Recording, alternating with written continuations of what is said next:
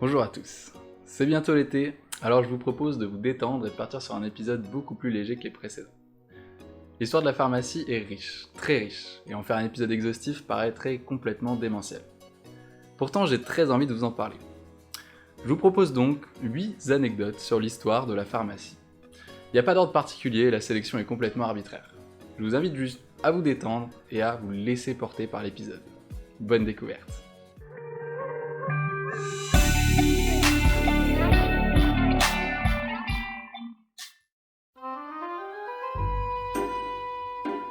Les pharmaciens, ou en tout cas les personnes chargées de donner des médicaments aux malades, existent depuis des millénaires. Mais ils n'ont pas toujours eu cette appellation de pharmacien, et pas toujours exactement le même rôle non plus. On en trouve des premières traces concrètes dès 2600 avant Jésus-Christ en Mésopotamie, sous le nom d'apothicaires. À cette époque, leur exercice tourne autour de combinaisons de plantes, d'incantations religieuses, et aussi de conseils pour guérir.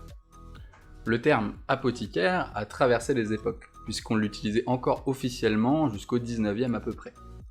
Ce qui était important, c'était que l'apothicaire exerce dans sa boutique, là où il préparait et dispensait ses remèdes. Ce qui le différenciait des vendeurs ambulants, jugés moins sérieux. La chasse aux pipeaux! En Égypte antique, les différentes plantes utilisées pour les remèdes étaient entreposées dans des maisons de vie, sous l'autorité du gardien de la myrrhe. Pourquoi ce terme ? Eh bien la myrrhe, une sorte de résine très aromatique, était une substance très appréciée à l'époque qui rentrait dans la composition d'une multitude de remèdes. C'était donc en quelque sorte le symbole des médicaments. Mais au-delà du nom, les fonctions du gardien de la myrrhe étaient finalement très proches de celles des pharmaciens modernes. Dans la Gaule antique, l'art de dispenser les remèdes était pratiqué par les ovates. Assez proche de l'herboristerie, les pratiques des ovates étaient tout de même très axées sur les rituels sacrés, la divination et le druidisme. Druide! Prépare la potion magique! On trouve très souvent l'appellation de gardien des poisons, qui fait référence au fait que le rôle du pharmacien de savoir se servir et distribuer des produits potentiellement dangereux, à bon escient. On peut aussi trouver des termes qui ont une connotation beaucoup plus négative, comme pharmacopole par exemple, qui se rapproche plus de charlatan ou marchand de drogue un peu douteux. Pipeau! Et probablement encore beaucoup.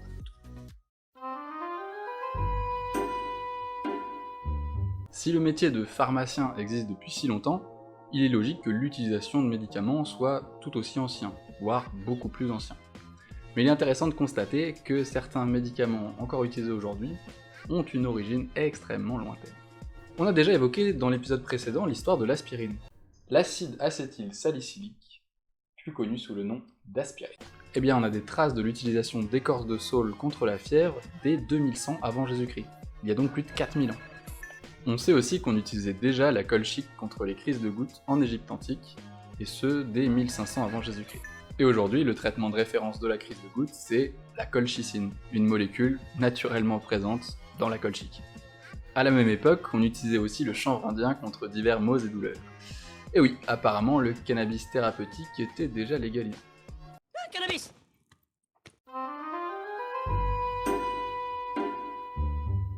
Ok, les différentes civilisations utilisaient des plantes pour se soigner. Mais comment ils pouvaient savoir ce qui allait marcher ou non ? Alors certes, on y allait pas mal par tâtonnement. On testait des trucs quoi. Ouais, non, ça devait pas bien se passer pour tout le monde. Ah oui, pour votre hépatite. Alors j'ai pensé à un petit truc. Vous allez m'en dire des nouvelles, faut juste remélanger un petit peu. Mais ça, franchement, j'ai regardé les étoiles. Je le sens, ça va passer, hein, voilà. Vous êtes sûr? Bah, c'est le cul sec, et c'est la guérison instantanée.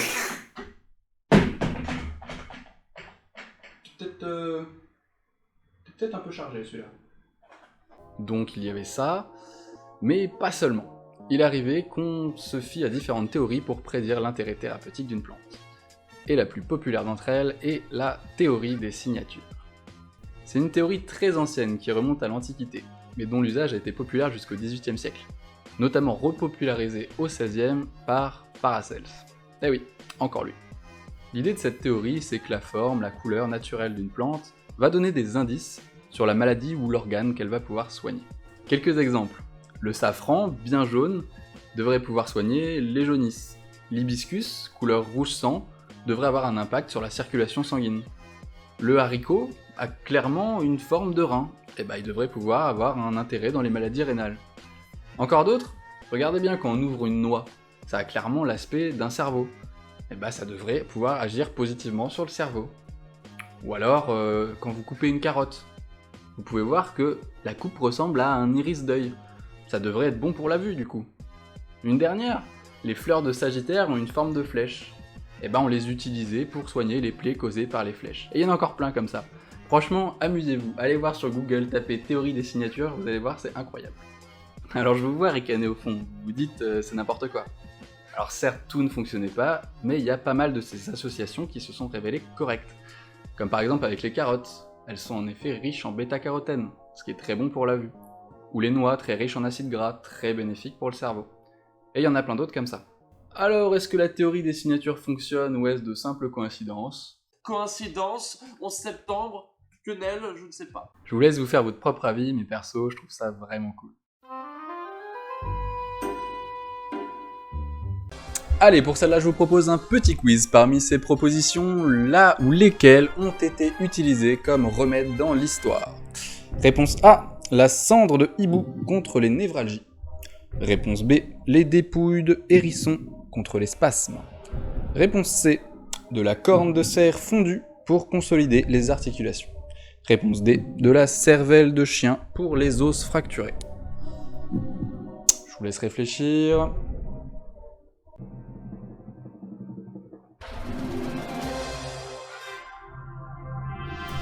Et oui, bravo, absolument tous. Et tous ces fabuleux remèdes nous sont offerts par la Rome antique. Je sais pas ce qu'ils avaient là-bas, mais ils étaient inspirés en termes de médocs. Non, sérieusement, ils faisaient n'importe quoi. Allez, encore quelques-uns pour le plaisir. De la fiente de poule comme cicatrisant, de la cervelle de hibou contre la gale, des fumigations de sauterelles pour les difficultés à uriner, ou encore du placenta de brebis contre les maux de ventre féminins.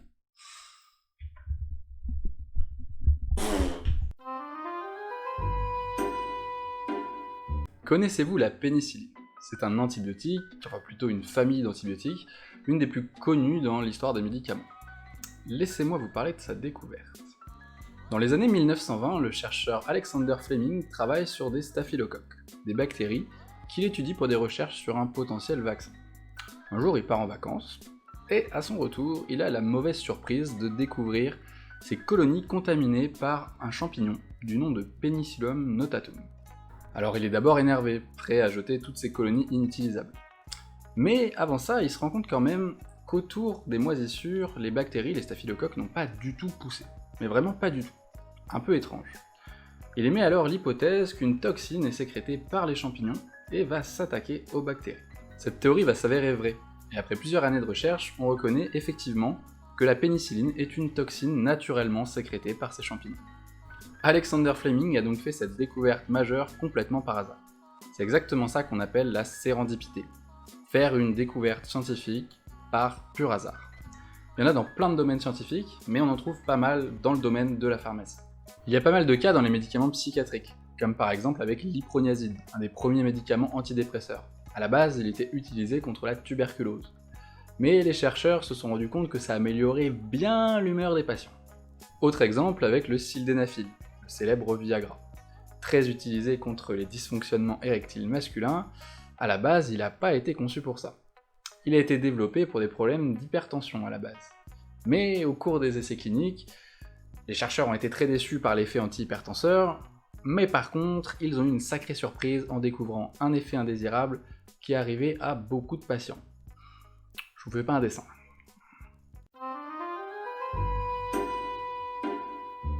Vous les connaissez. Mais si, je suis sûr que vous les connaissez. Vous savez, ces médecins avec de longues robes noires, un chapeau et un masque avec un très long bec.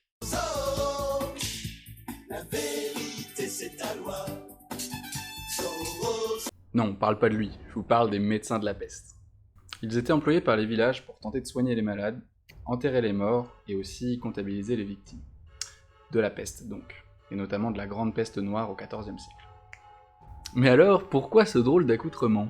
Eh bien déjà, les vêtements très épais qui recouvrent tout le corps, c'est pour se protéger du mauvais air. Puisqu'à cette époque, on pensait que les maladies étaient transmises par un air vicié. Et dans le bec, il y avait un mélange de substances et de plantes très aromatiques, censées déjà permettre de supporter l'odeur nauséabonde des malades, mais aussi, encore une fois, se protéger du mauvais air. Toute la tunique était aussi imprégnée de parfum. Et la baguette de bois qu'ils tiennent à la main, ça leur permet d'ausculter les malades sans contact direct. Ce qui est intéressant, c'est qu'on voit qu'il y avait quand même de bons réflexes. Se protéger, pas de contact, gestes barrières, tout ça, vous connaissez maintenant. Respectons les gestes barrières. Respecter strictement les gestes barrières. Respecter ces fameuses mesures barrières. Et il se trouve que c'était plutôt efficace. Mais plutôt par hasard. En fait, la théorie de la maladie dans le mauvais air, elle est pas vraie. La maladie, elle est transmise par les rats et les puces. Mais ça, à l'époque, on le savait pas. Mais il se trouve que les tenues très particulières, en cuir et bien épaisses, ça marchait plutôt bien, pour éloigner les puces notamment. Donc bon, les petites herbes aromatiques dans le bec, est-ce que c'était efficace? Non, pas vraiment. Est-ce que ça leur donnait un air stylé? Ouais, totalement.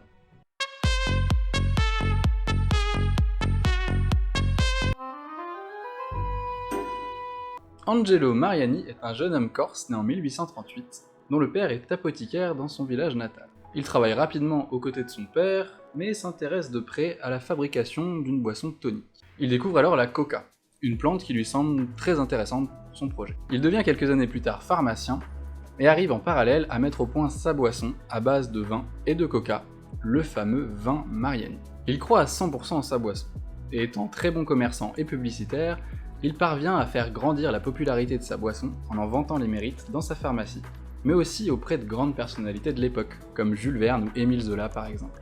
Le succès est tel que le vin Mariani s'exporte un peu partout dans le monde, notamment aux États-Unis.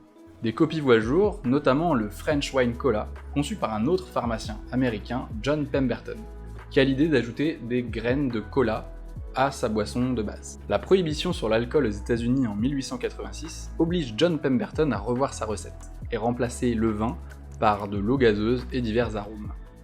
Vous l'aurez sans doute compris, le célèbre Coca-Cola est né. Alors une petite précision, le vin Mariani original contenait une bonne dose de cocaïne naturellement présente dans les feuilles de coca, ce qui peut expliquer son grand succès de l'époque. Rassurez-vous, il n'y a a priori pas de cocaïne dans le Coca-Cola. Enfin, je crois pas. Je vais pas vérifier. C'est tout de même incroyable de se dire que la boisson la plus populaire au monde a une origine française et qu'elle est avant tout une histoire de pharmacie. Revenons un peu en arrière. Nous sommes au XVIIe siècle, et un homme natif d'Orviete en Italie ramène à Paris un remède nouveau, de sa propre composition. Il en fait des démonstrations publiques spectaculaires, où il se met lui-même en scène avalant des doses considérables de poison, sans aucune inquiétude, puisque guéri miraculeusement par son remède. Celui-ci prend rapidement le nom d'Orvietan, du nom de la ville de son créateur, et la rumeur de sa folle efficacité comme antidote se propage comme une traînée de poudre. Prétendument efficace sur tous les types de poisons, y compris sur les venins les plus puissants, mais aussi pour guérir les animaux, tout le monde veut se le procurer. L'Orvietan avait, dit-on, une composition précise, mélange de plantes et d'extraits d'animaux, relativement secrète, et peu de gens en connaissaient réellement la liste exacte. Pourtant, la réputation était faite, c'était le remède qu'il fallait contre tous les maux. Sa réputation était telle que Molière lui-même en parlait dans ses pièces de théâtre. Il n'en fallait pas plus pour que tous les charlatans, marchands de passage, proposent dans tous les petits villages leur Orvietan, dont la composition était au mieux douteuse, au pire carrément dangereuse. Malheureusement, son succès fulgurant a aussi précipité son déclin, et très vite l'Orvietan acquiert une très mauvaise réputation, associée aux charlatans et aux trompeurs. En fait, son créateur lui-même, Cristoforo Contugi, était un charlatan, et si son remède lui a probablement rapporté beaucoup d'argent, il était sans doute beaucoup moins miraculeux qu'il le prétendait. On résume en une phrase. L'histoire de la pharmacie, c'est cool. Il y a vraiment plein de trucs à dire. Peut-être même qu'il y aura la matière pour un épisode 2. Peut-être, je sais pas.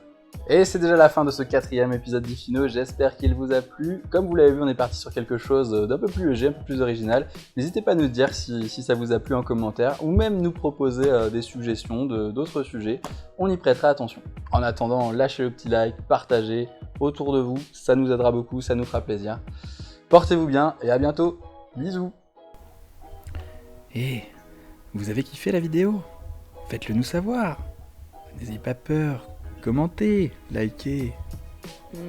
Moi j'ai kiffé mais ça fait un peu peur. Mais non. Si. Bah pourtant on est gentil un peu, on essaye. Ouais. Abonnez-vous.